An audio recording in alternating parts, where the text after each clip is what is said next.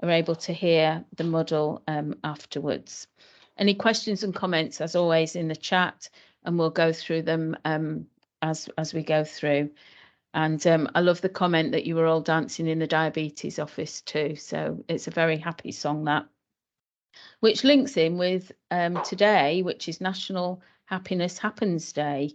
The day encourages happiness all day, recognising every moment of glee, joy, delight and pleasure. Don't let it pass. Most importantly, a flicker of a giggle should be given its due, and should it blossom into full-blown happiness, don't be surprised, it happens. So just hold that thought, everybody. So moving on to some more serious stuff. Last week in the tactical meeting, it was discussed and shared that there are now 170 COVID patients within our hospitals, 3 of those in critical care. There are currently 3 red wards over at St James's, and the nosocomial rate is dropping, and it was 18.4%, and we're looking to gradually close those red wards. We are seeing the numbers of COVID positive patients in our hospitals gradually falling from the spike that we've had recently. We've also seen considerable pressures, both EDs on both sides of the city, but last week that was particularly noticed at the LGI, particularly on Monday and Tuesday, with around 11 patients waiting to be placed into beds, and we were part of that problem. So we were frequently coming on in the morning to 2 or 3 patients in the ED department awaiting a bed within the children's hospital. So there was a number of actions that were taken to ensure that we don't have patients waiting in ED. But if we start to see those pressures in ED at the LGI and patients not being able to get out, then we know it is pretty bad.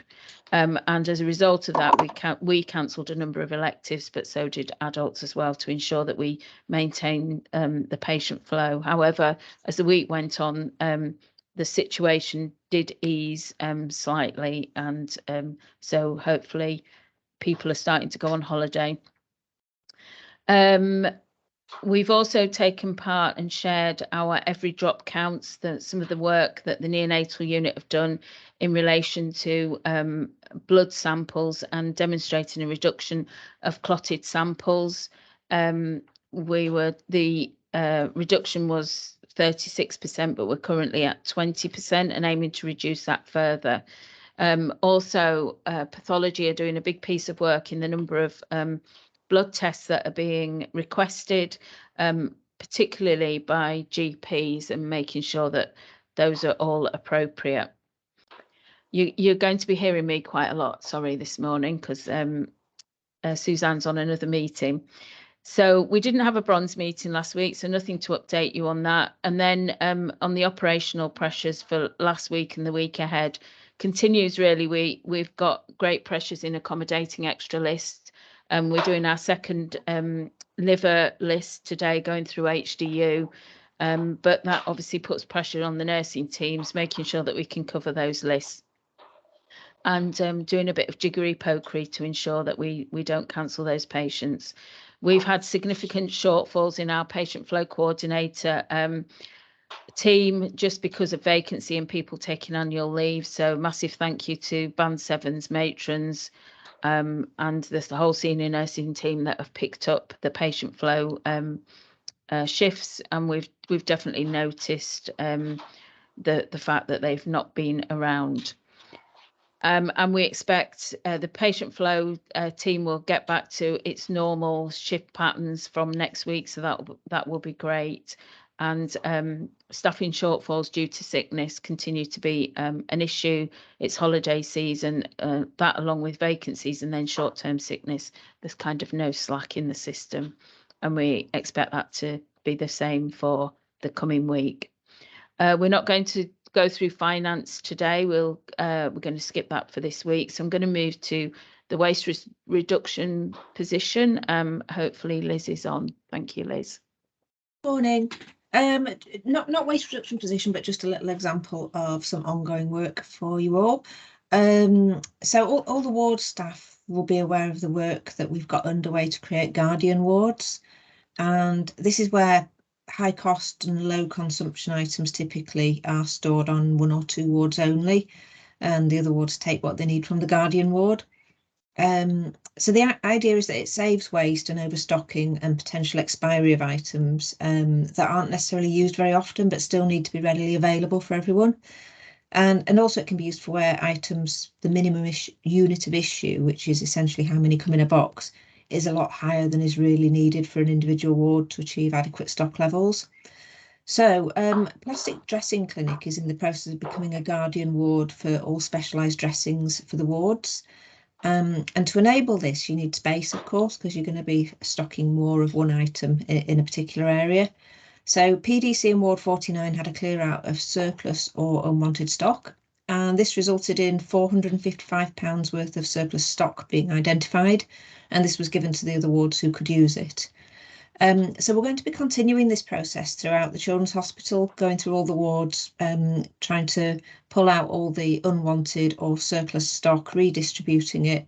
And this helps us to save money by not having lots of stuff just sitting around and not being used in a timely manner or even expiring. But also it generally makes life easier for everyone because the storerooms are a bit less cluttered and you can find what you want when you want it. And I suppose the only other thing to say is that although we're doing this on the wards, there's nothing to say that it can't be done in admin areas. We've already done it with the centralised stationery store, but you know, maybe you've got some products that you feel could be could adopt the Guardian ward type principle and just have a limited number of storage points from where the different teams stock up from. So that's all from me today. Thanks. Thank you very much, Liz.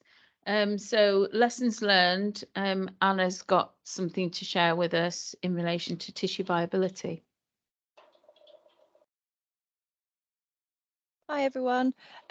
So it's just in relation to a category U, which is an ungradable pressure area that we had on one of our ward areas, which was found to be unavoidable, but it's just to be aware of some of the learning points that came from that. And this child had multiple puncture wounds on their foot, which we then wrapped a SATS probe round, and one of these wounds then developed into a really significant pressure area. So it's just to be really aware if the child has previous wounds or puncture wounds, or we're using the feet or hand or wherever the wounds are for a saturation probe. We don't put it on the areas where there's damaged skin already, just to safeguard that skin. That's it. Thanks very much, Anna. And then moving on to sharing success, I just wanted to share the success from the British Transplant Games, which finished a week ago today. Whilst Leeds children's team didn't win the overall children's team award, we were 1 point behind everyone else, but there was massive support from everybody throughout the Children's Hospital for us, with it being our home games. It was great for Leeds and Leeds Children's Hospital and LTHT, and we were commended for organising a very successful games. So encouraging all of you that work in areas where children have had transplants, such as bone marrow, liver, renal, to encourage your children and young people to think about taking part next year. And it was good fun, and there was loads of people came to visit us on different days. And then before I move on to any questions that are in the chat and comments in the chat, just to inform you under any other business that the TRI team have approved an SBAR for closing of 12 neonatal cots from the 1st of September. This is due to junior doctor challenges. That approval now is going forward to the exec team, and we are at corporate ops tomorrow to share that proposal. So and that's expected to be for a minimum of 6 months, but possibly longer. So we will keep you updated in relation to that. All of that's been shared with the neonatal network as well. They are aware of what we're proposing. And then just to talk about health inequalities. So the Trust has recently signed off a health inequality strategy and action plan. And as an NHS provider, we're now required to focus action on addressing health inequalities as outlined in the NHS long-term plan, with urgent need to prevent and manage ill health in groups that experience health inequalities. So in Leeds, we're focusing on understanding the framework and supporting materials included within the Leeds Tackling Health Inequalities Toolkit. And there is a talking point session that's on the 17th of August, 11 till 12, and it's via Teams, and we're encouraging people to take part in that from the Children's Hospital. The session is going to be led by Charlotte Orton, who's a public health specialist program manager, and Lucy Jackson, who's consultant in public health. So there's no need to book or anything. Everybody's welcome, and just join via the link.